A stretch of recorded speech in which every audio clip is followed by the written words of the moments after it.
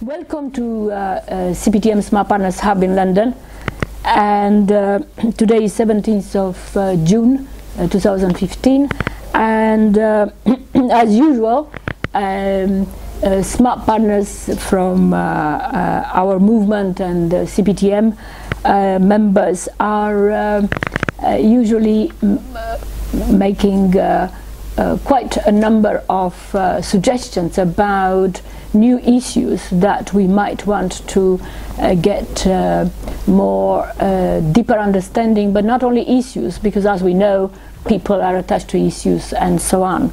And we had the pleasure today that one of these issues, and attached to that one of the most well-known and senior professional related to that issue, to be with us at the Hub. And this is Mr. Simon Osborne. And welcome, Simon. Thank you. And as usual also, the CPTM Smart Partners Hub have got smart partners who happen to be around here, and as we know, Mr. Lekoma Motibasela is in London for a while, and he would also join us to try to introduce Simon to our CPTM Smart Partners in the Caribbean, in Canada, in Southern Africa, East Africa, Mediterranean, and Southeast Asia. Now, it may be that the issues that Simon, if we could call you like that, Simon is going to bring to our attention today are obviously not new, particularly to those who are very much working in private sector. And not only the issues, but it may be that Simon himself is known to quite a number of smart partners, like we know already that Mr. Patrick Bitatura in Uganda and colleagues of his, including probably Professor Sam Tulia Muhika, who works with Patrick Bitatura on a number of issues, already met Simon.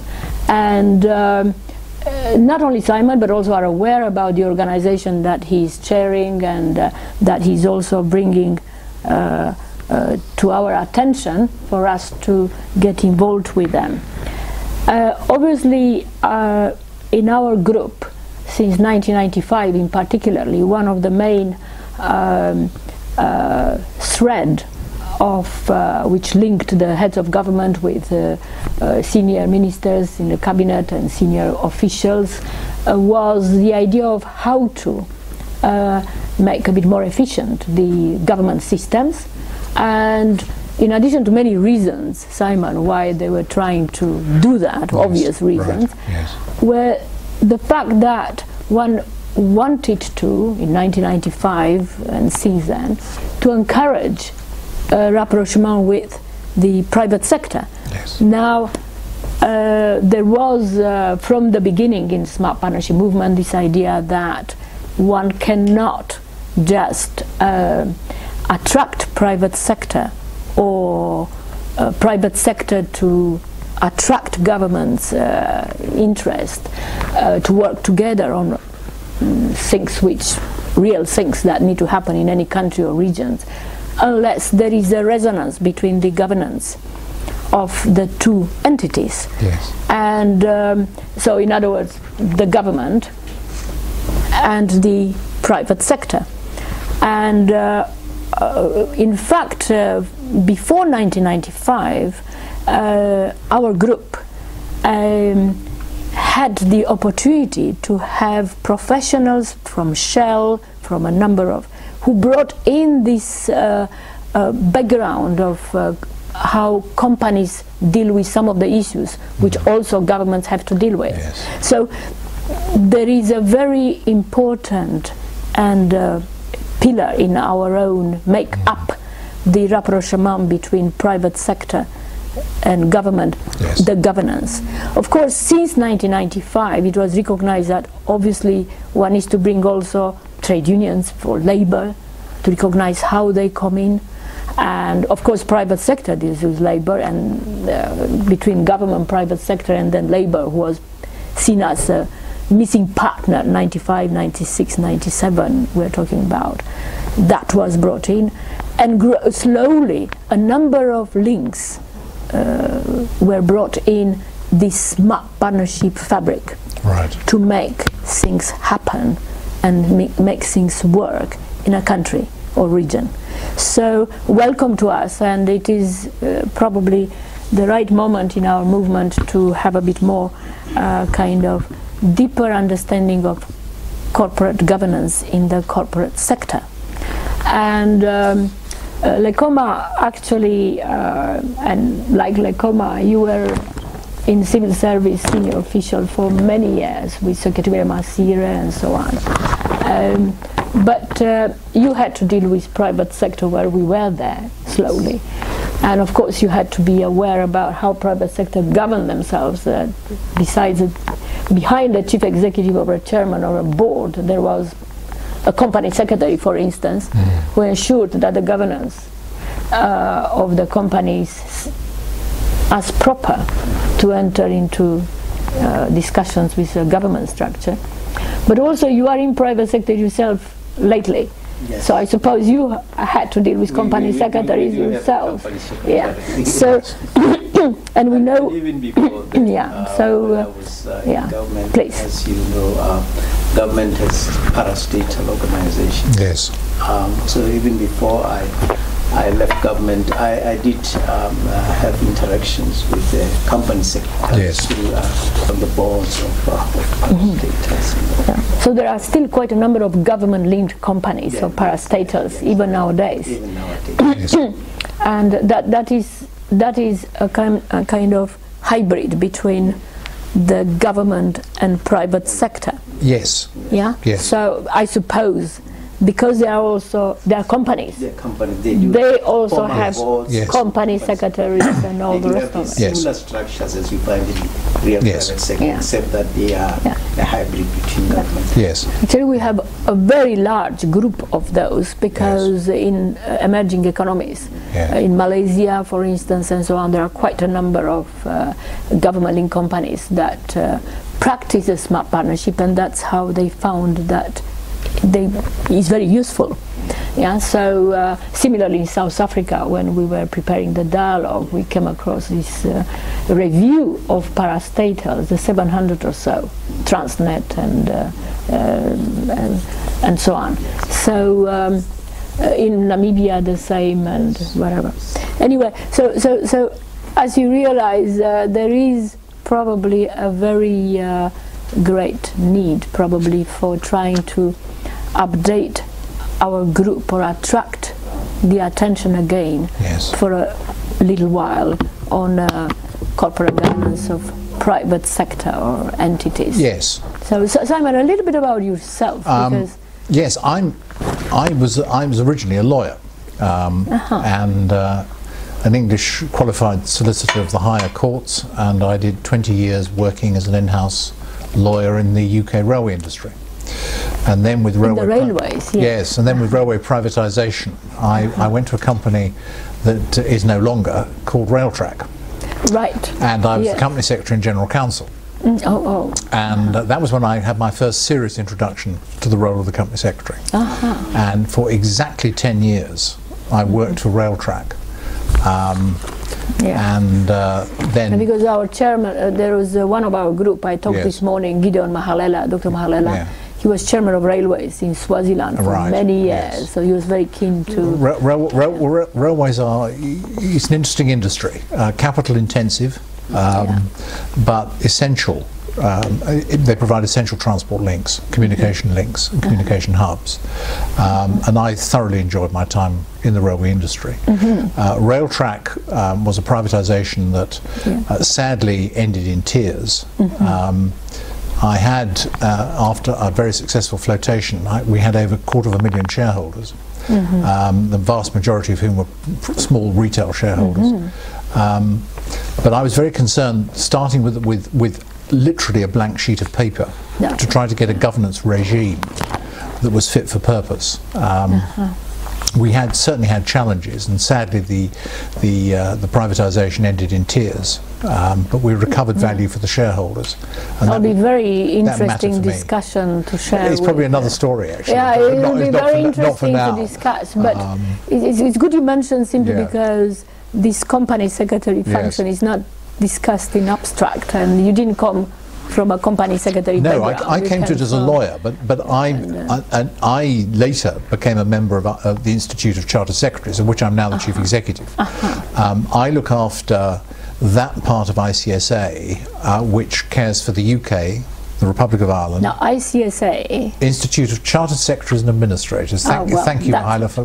No, that's all right, because kind of... no, that's absolutely right. I'm sorry. No, ICSA. It's too easy to slip into jargon. That's okay. Yeah. That's okay. No. Okay. So it's the Institute of Chartered Secretaries and Administrators. We're governed by a Royal Charter. The division I look after has 10,500 members, of whom about 1,800 are in 60 different countries, many of them Commonwealth, throughout Africa, the Far East, the English-speaking Caribbean.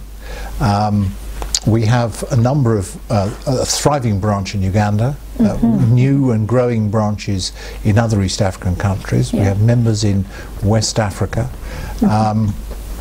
We are dedicated to the pursuit and promotion of good governance and training really governance and compliance professionals who can support boards in developing a sensible governance framework, a practical governance framework, which will be respected by the board and then which can be cascaded down through the organisation, and that is critical. The interesting thing about the role of the company secretary, it is in most of the in the UK, Ireland, and in countries which have a common law tradition because of the Commonwealth links, you tend to find that the company secretary is a legal requirement.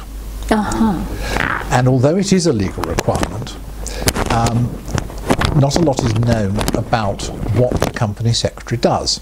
Absolutely. And that is why I wanted to talk, I think, at the slide behind us shows the title slide, the company secretary's value to non-executive directors. Because I think a lot of non-executive directors don't actually appreciate that they've got a valuable resource which is being used within the organisation, and they need to tap into the company secretary much more. The Henley Business School. And as he says there, while the non-executive director has been the focus of much of the attention in the post-financial crisis period, it is now time for the company secretary role to come to the fore. And the workload of the company secretary and what is actually involved in being a competent and effective company secretary is increasing all the time. The demands of regulation just add to the overall burden. We decided in 2013, essentially we asked Professor Andrew Kakabadze to lead a research project for us. He's at Henley Business School, and this was a joint research project. Interviews and workshops with over 200 company secretaries were held, and also we interviewed chairmen, executive directors and non-executive directors. And this wasn't just a UK-centric or UK-focused study. We involved our members in Ireland, in the Crown Dependencies of Guernsey, Jersey and the Isle of Man, and also involved members in other Commonwealth countries, because we wanted to try to get as broad a spectrum of opinion and viewpoints as we possibly could for this report, which was produced. It's entitled the Company Secretary, Building Trust Through Governance. Now, if I just spend a minute on that, there's a link actually at the bottom of this slide, so you can download the full report. But Thank you, that's very useful resource. The thrust of Andrew Kakabadze's work, comparative work, looking at organisations and companies, is that the three best informed people in a boardroom are the chairman, the chief executive, and the company secretary. And his rhetorical question, which he postulates, is people go to the chairman and the chief executive quite naturally for information. Why do they not think to go to the third best informed person of that triumvirate, the company secretary. Because a good company secretary should know everything that is going on about the business and in the boardroom. So Andrew, along with my colleague Peter Swaby, who's the Policy and Research Director of ICSA in London, they worked together with the Henley team to produce this report. Now, there were 12 key findings, and I'm going to just talk briefly about 3. So you can see from that slide that the finding number 1 was that the role is not just administrative. Now, there's a common misconception that the role is just an administrative role. It isn't. It's a strategic role. Finding number 4 was that company secretaries need to have direct and informal access to all board members. And to reinforce that, you will find on a later slide a reference to a report that ICSA helped produce for the UK regulator, the Financial Reporting Council, in March 2011. And it's called Boardroom Effectiveness Guidance. And there is a useful section in there on different members of the board, particularly about the secretary. So this question of access is key, with the fact also the secretary should report to the chairman in respect of all matters to do with the management of board business and the conduct of board business and the governance framework. And then finding number 9. Are we talking about just a little bit? Because in our constituency there are quite a number of government-linked companies, so there are quite a number of directors, am I right, who are non-executive or representative of government, but are still on a board, and the chairman, him or herself, might be non-executive. Right. So the chief executive, again, might not be on the board, therefore might be a managing director. Right. Or is that a bit too early to ask? No, no, by all means, it does happen. So the company secretary has the same. Yes. Same function. The function is universal. Fine. So for company secretary you could substitute corporate secretary, corporation secretary, or if it was, for example, here in the UK with one of the National Health Service trusts, you have a trust secretary. The important word is the S word. Secretary. Secretary. Now, what people increasingly fail to understand is actually the secretary is a very important role. If I can give you a slightly, I hope not too sinister example from history. When the foursome who led the Soviet Union were carving up the jobs, the job they gave to Joseph Stalin was secretary of the party. Yes. And who bubbled his way to the top of the pond? But the first secretary of the Communist Party was Joseph Stalin. That's right. It's still the most important secretary of the political party. Exactly. Very important. And you think of roles like the Secretary General of the Commonwealth. Yes. We talk about the Cabinet Secretary. You've had a role like that, I think. And we talk about Secretary of State. Permanent secretaries, because in the government functions, equivalent for that is permanent secretaries. And it comes from the Latin word, civil service, meaning a secret. It's a keeper of secrets. I have a question for you about that later. Okay, so and then if I'm just going back to the slide, finding number 9, that board members are often unaware of ways in which the secretary supports the organisation in its decision making and the skills that he or she can bring, as I put it, to the party. So those were the 3 findings I just wanted to bring out in this presentation. On the next slide, I have drawn from the report some of the, just half a dozen of the reported quotations which we use to illustrate the findings. Here you have from a chairman on this slide. He talks about how the secretary adds value in terms of being a formal but also an informal route for board members to make general inquiries. Often a linchpin, someone who actually can act as a bridge between the executive and the non-executive, particularly between meetings. And also you see on that slide the importance of getting the information flows right.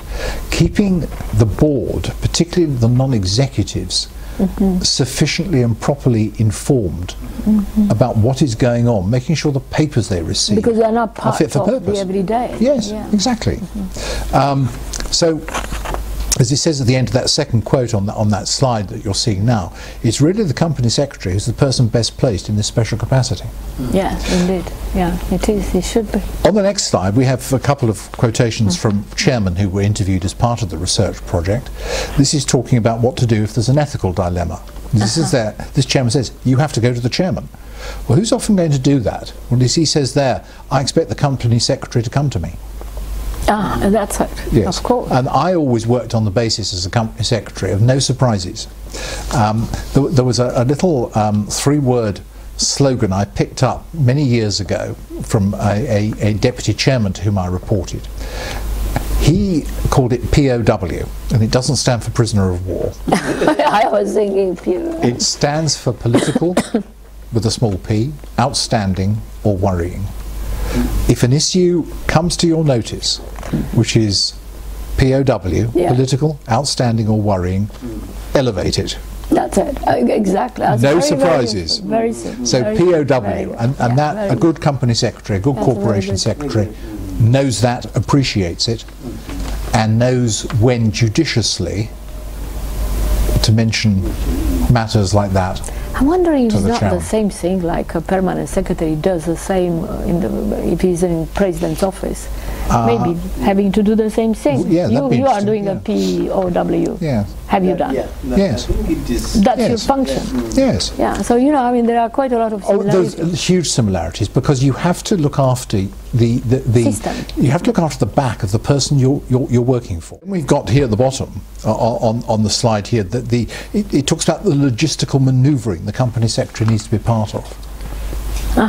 Making Well, I don't know sure that maneuvering in the government, but kind of course, there have to be some flexible decisions about things which are not necessarily sometimes making sure that grey. some people are not cut out of discussions.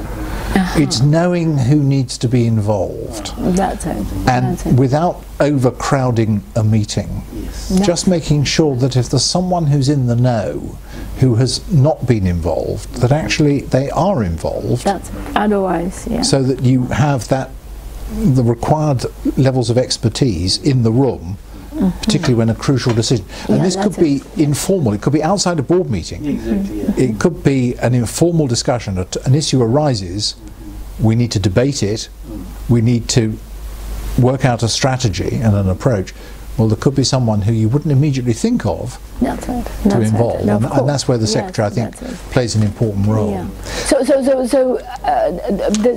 the secretary, by doing that, being more perceived more neutral, more than the chairman or the non-exec direct or the chief executive. Yes.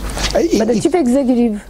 Well, the chief executive is responsible for overseeing the running of the day-to-day running of the business, and accounts to the board. Okay. The secretary has to be as neutral as he or she can be. That's it. And particularly where the executive team and the non-executive directors might be at risk of polarising. Correct. It's this ability to form good relationships and build a bridge. That's it. And that's absolutely key. Essentially, yeah. That's a smart partnership thing that where the attraction came to our members. Now, I think at this slide you have now, this is a chairman who was a non-executive director on the same board. But he says, I now find myself sitting with him, which I never did when I was a non-exec. He has extremely good ideas. He corrects me quite correctly, frequently, and I value his time. Now, that actually also identifies a good characteristic of a chairman, a good chairman, humility, a willingness to accept constructive suggestions, occasionally even criticism. Because most corporation secretaries, company secretaries, have seen chairmen get it right. They've also seen chairman get it wrong. And they're often the longest serving person in the boardroom. You know, directors come, directors go. The secretary, a good secretary is a survivor. Again, I can see that were he to be company secretary, Yeah. he would have felt good. He's a government, Absolutely. the other one is Yes. a company. I think the last of the quotations I'm using is the second one on that slide, that non-executive directors are acutely aware of the risks and liabilities they take on as non-executives. Yeah, that's But they need the company secretary to look out for them and their interests. It's important. If someone is looking out for them, watching their backs, and that is an important role. And directors are entitled to expect the secretary of the board to look after them. to look after them. Yeah, you see, you don't mind if I'm following please, the please. parallel with the government. No, do. But because there is where probably the difference also comes in. The company secretary look after liabilities of the directors, making sure that they are being dealt with. I'm not very sure in the civil service what might be the, we don't need to answer now, what might be the equivalent of liabilities, maybe liabilities of those who are in the ministers in the cabinet and the president and so on. They could be reputational. Yes, it's of a different type. It might well be. It might not be a legal liability. No. But it could be a political liability. Is supposed to know the I don't know whether it's the regulations, but it's certain decisions. You know, maybe illegal actually. Yes. He's supposed to. Constitution, parliament. yes. Right. Yeah. Yes. Yes. If the senior civil servant did not himself or herself know the full application of the legal principles, he would say, Failing in his Minister, I Yeah. think we need, or President, Yeah. I think we need the legal advisor here. exactly. That's it. That's it. So it's Yeah. probably, but you don't mind me if I'm Not in the least, making a because parallel. It's very relevant. It's the same in corporations. Yes. You know, the secretary might be a lawyer, Yes. or it might be an area of the law, even though he or she is a lawyer, with which the secretary is unfamiliar. So he says, look, I've got an expert here, I think we need some legal advice before we go any further. But equally, I think in the government context, or in the case of a state entity, I think also there is political risk, there's reputational risk, and I think that is an area too where I think the secretary needs to be well attuned, to have good political antennae. Very important. Yeah. That's it. I mean, Yeah. it's Yeah. very useful. This, Yes. I suppose, if you only talk to Yeah. yourself about the role of company secretary Yeah. to people in business, in Yes. private sector, they don't necessarily need to also follow the parallel with the government. But in our case, Yes. it's essential that there is resonance Yes. of the similar preoccupation and similar processes you need to do. Yes. Different context. I mean, the government Absolutely. is a different context from a company. Yes. But okay, so let's go ahead. I worked for a state corporation for 20 years, That's a very and in a senior position. I was head of legal for 7 years, and so I was used to dealing with officials, yeah. sometimes with ministers, about projects, railway projects that we were working on, where in order to move ahead you needed to know, a minister would need briefing in order to ensure that if you were seeking special powers, that you would get the vote you needed on the floor of the House of Commons. So Yeah, so there are parallel. it's not unfamiliar territory for me. No, but No. this parallel we're trying to identify. Okay, Yeah. I think what I would just move to a sort of a summary slide here that I think, and I've called it again, I've headed it so company secretaries, but it could be whether it's a corporation secretary, a trust secretary, a ministerial a cabinet secretary. I think there are roles here. There's a pivotal role to play. It's a value-added role, helping the chairman in the corporate sense, but I think by extension into government, helping a minister or a president run an effective organisation. I think it's no good just being a technical expert. You have to be better than that. It's that value-added input as a wise friend. I had a chairman who sadly now died. My first chairman at Railtrack was Sir Robert Horton, who was the last combined chairman and chief executive of BP. And I can remember saying to him after I worked for him for a year in the role of Group Secretary and General Counsel, where do I go with this job, Bob? And he said, Simon, you need to become the wise friend of the executive directors and the management team below. That's very interesting. And it's good advice. You have to become that wise friend, someone they feel they can turn to. And I think related to that, you don't want a prima donna in this role. No. It is someone this who, is a problem. if it's someone who has the role who seeks the limelight, the wrong person's been chosen. You have to be self-effacing. You have to accept that someone else may take the credit for your ideas. Correct. That's very important. And you have to have the humility just to go with it and not get upset about it. And sometimes you will have to take the blame for things that aren't your responsibility, but you take the blame because you have to save the face of your chairman, your chief executive, a minister. So you need a thick skin and a sense of humour. I think just moving quickly on, I think it's the ability to develop good relationships. And I think I would say that the ability to develop good relations with your directors or your colleagues with whom you're working is a mark, a defining characteristic of successful people, and people of sound judgment.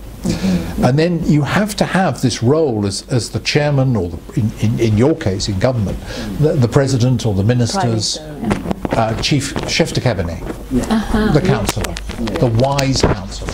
I think that's important. Actually, lately, isn't it, that our cabinet office here in UK, you know, they have been advised to identify to bring in chief executive as a chief executive in the Prime Minister's office, alongside the cabinet secretary function.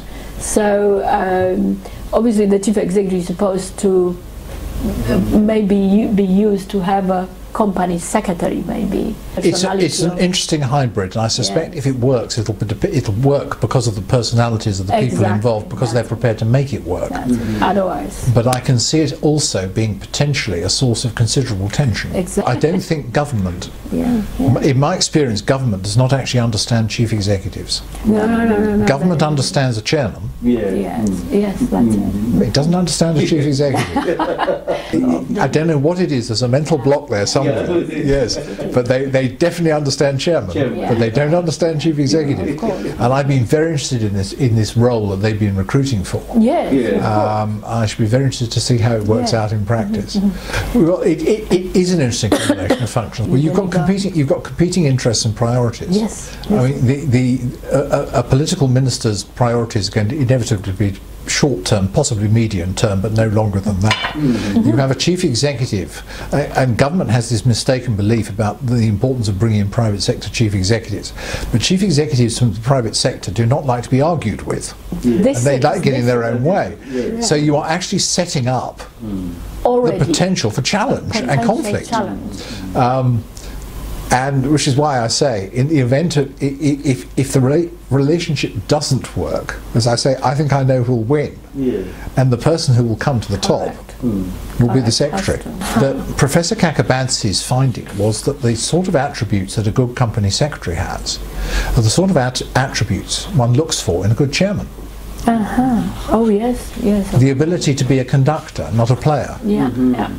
Someone who has the humility to say less and allow others to say more, but who can bring all the strands together, sum up the discussion, and facilitate an acceptable conclusion to which everyone will subscribe. And I suppose the presidents do the same. Exactly, yes. And that was a very interesting finding in the research. I haven't covered it in this presentation, but you'll find it in the report if you have a look at it. So what I've put here, somewhat irreverently, I've referred to 10 commandments for company secretaries. And I think we've touched on these, but I think become a wise friend, key relationships, I think, for the Secretary there with the auditors, the internal auditors, the lawyers. I've mentioned POW, political outstanding worrying and no surprises. The importance of being neutral, not taking sides.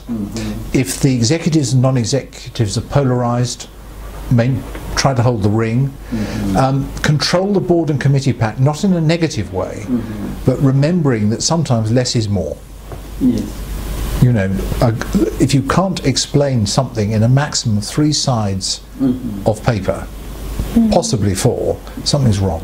Number 7 was speak up when necessary at meetings. I think the company secretary is probably the person who says least at a board meeting but listens most. But when you need to speak up, speak up. And I said there, don't be a lemon. Speak up. If something's wrong, say so, but know your enemy, because the way you go about it is important. It influences everybody. You've got to be very careful the way you handle it. Using influence, and therefore you're asserting power. That's it.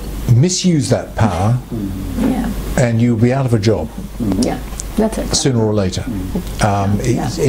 You use actually you lose considerable face. discretion. You do, yes. So that's more than just being sacked. And you lose confidence. And you lose your reputation. That's it. When we trade on our reputations. Exactly.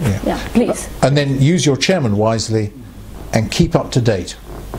Good continuing professional development is not optional. And that, Mihaela, is where we've got. I think with good it can take a variety of forms. I think sometimes going to conferences could be helpful, provided you're going to listen, not just to tick a box and put in an appearance. I think sometimes developing the list of directors, thoughts. for instance, in a number of places they've got oftenly discussions, either specifically for company secretaries, but also broader discussions where one touches on the role of company secretary, for instance. But you probably do quite a number of. We operate a full training program. We have a large suite of training programs, and we have a 2-year an annual conference now, which from next year is going to be two days. It's quite interesting. Next year is our 125th anniversary. Right. So we have our inaugural conference, our inaugural 2-day conference next March. So that will Where will that be? That's in London at Olympia. Right. On the 8th and 9th of March 2016. My very last slide, and I'm not going to run through this. This just gives you links. The first one, I've repeated the link to the Henley report. Then you've got the a link to our website for various things that we offer. Again, is the International Company Secretary Association. And then the FRC guidance on boardroom effectiveness. That's the third link. The Financial Reporting Council, which is the regulator, in this country, which is the guardian of the UK Corporate Governance Code.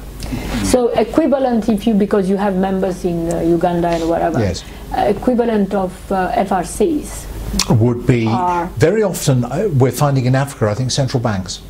I think the central bank is often the arbiter, the arbiter and guardian of corporate governance standards. Funny actually, because I'm meeting the chief executive of the Uganda Capital Markets Authority in about an hour.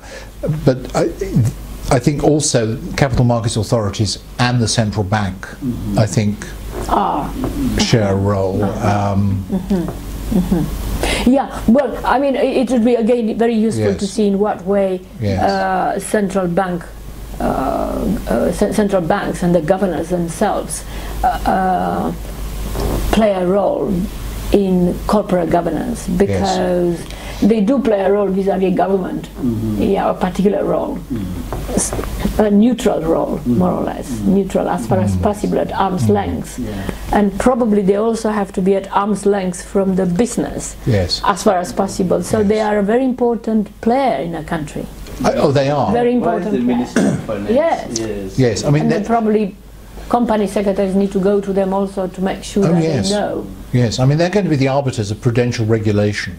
Correct. For financial services. Very interesting. But it's taking it wider beyond financial services into business in general.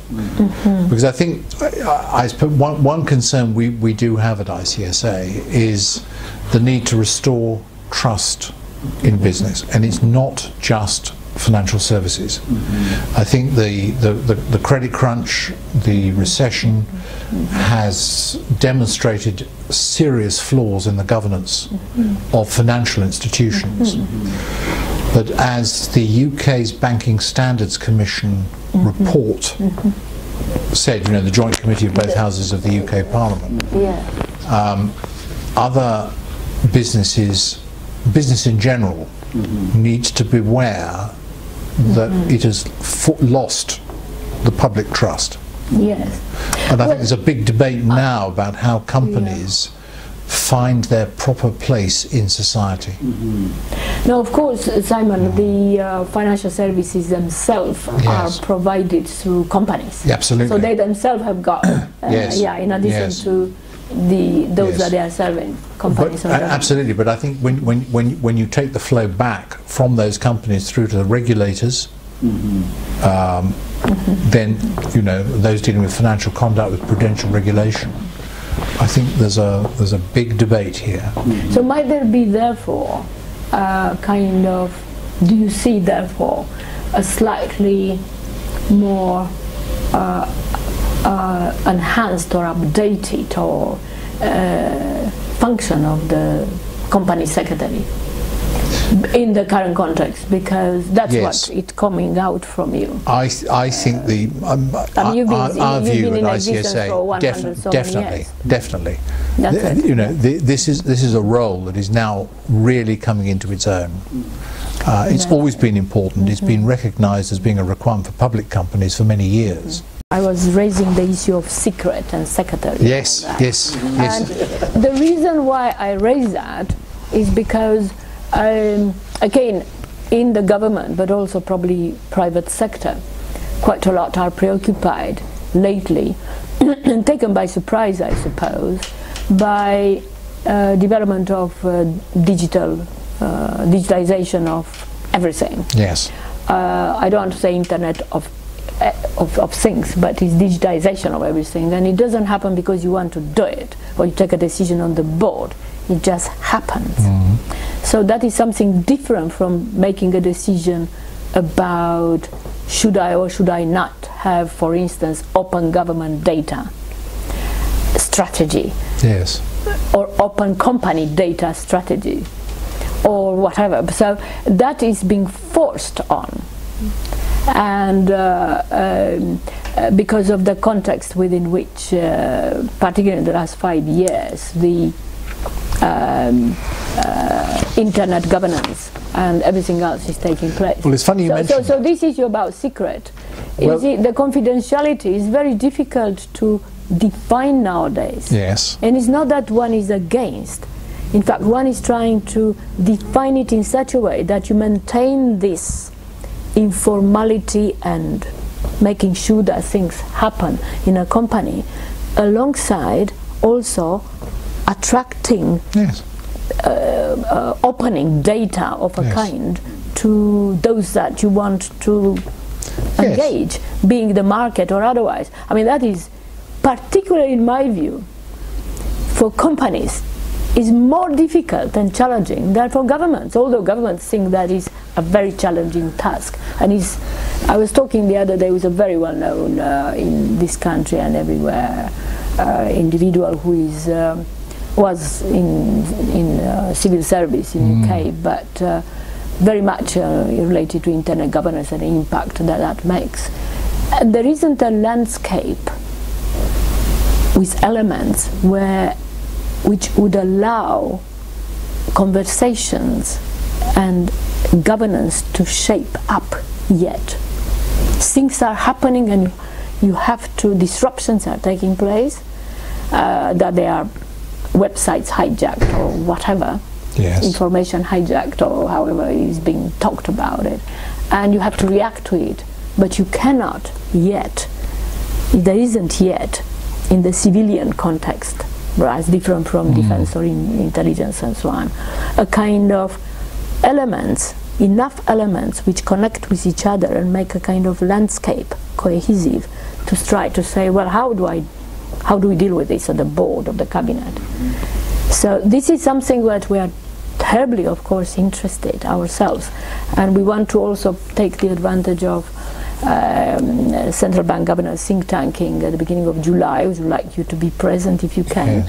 But there will be probably an initiative launched to evolve that sort of platform. I want to call it platform.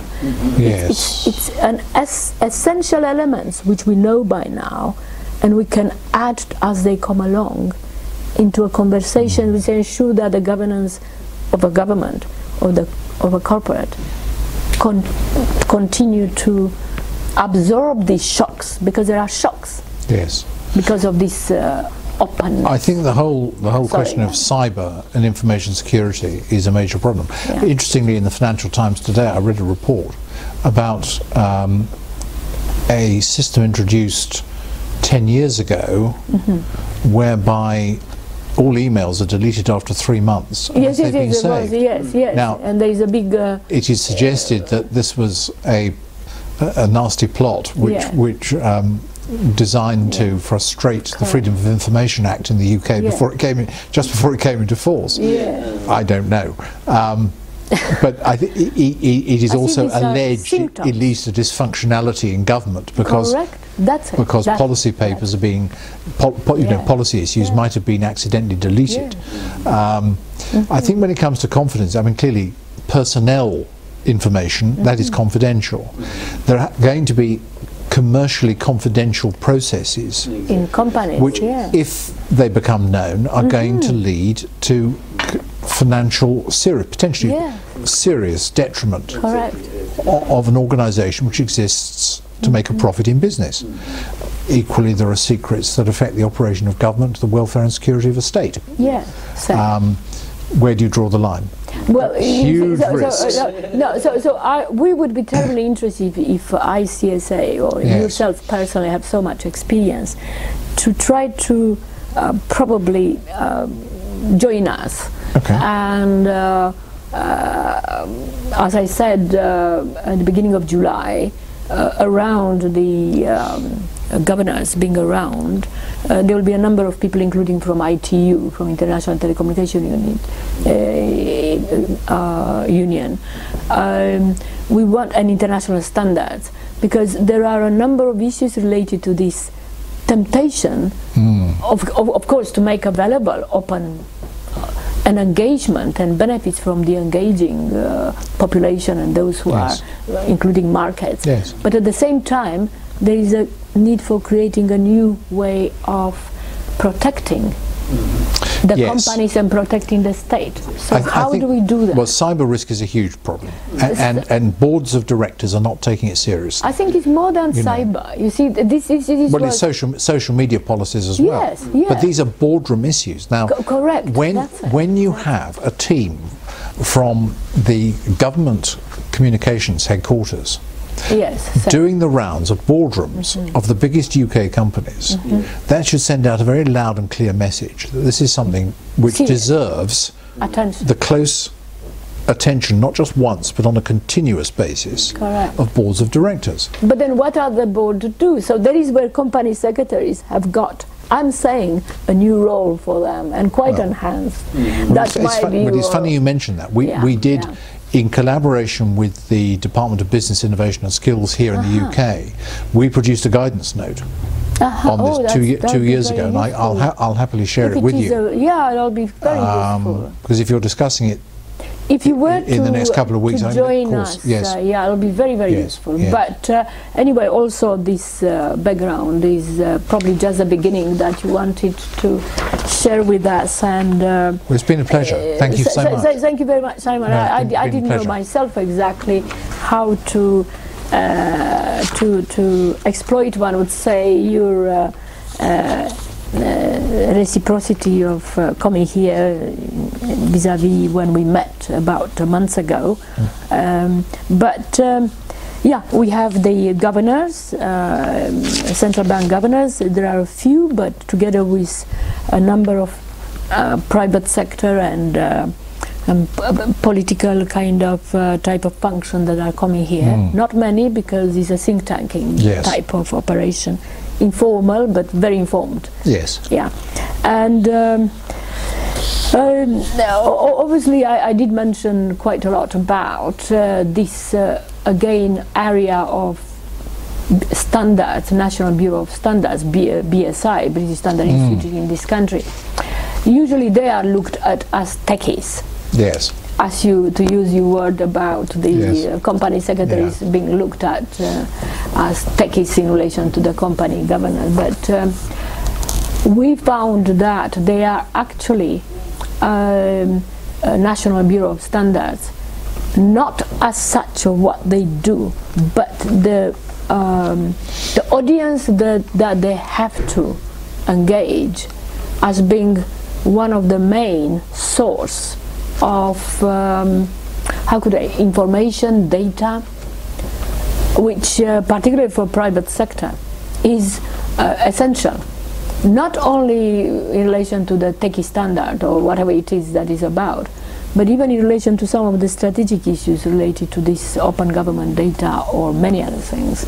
So yeah, we just, because you said you might go to Trinidad, Tobago or something, or Caribbean or something. I'm there, yeah, I think from the 22nd of July to the 26th in Trinidad, and the 27th, 28th I'm in Jamaica. Okay, so we may. So we're doing a health governance masterclass.